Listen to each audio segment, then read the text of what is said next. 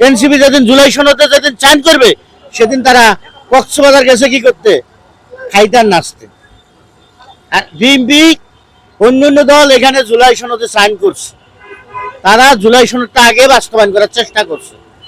কিন্তু আজকে যারা কক্সবাজার যায় নাচছে আর খাইছে তারা আজকে বলে কি জুলাই সনদ, জুলাই সনদ। বাস্তবে জুলাই সনদ না, বাস্তব হলো কি, তাদের হলো কিয়ার পদ্ধতি, কিয়ার পদ্ধতি ভরসা, ঘন ঘন বিয়ে করতে চায়। আর দ্বিতীয়ত হলো আমাদের 72-এর সংবিধানটা বাদ দিতে চায়, পাকিস্তানের সংবিধান বাংলাদেশে চালু করতে চায়, বাংলাদেশটা আবার পাকিস্তানের সাথে এক করতে চায়। এটা জীবনও বাস্তবায়ন হবে না। কারা চাচ্ছেন নামটা বর্তমানে চাইতে হয়েছে জামাত, তাদের সাথে বর্তমানে হয়েছে এনসিপি নাহিদ ইসলাম, এনসিপি যত নেতা আছে।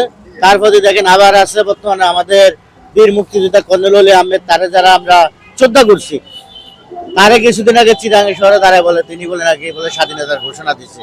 তাহলে ক্ষমতার লোভে ওরা কতটা ব্যাপার হয়ে যেতে পারে আপনাদের কাছে আমি বিষয়টা রাখলাম।